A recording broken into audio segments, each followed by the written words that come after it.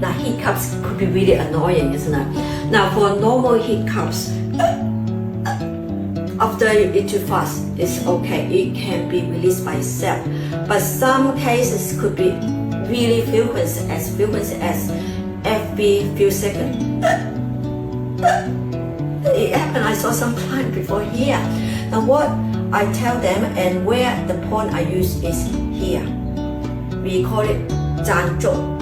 This is at the end of the eyebrow. You can feel there's a ditch. When you find the ditch, you can use your fingernails.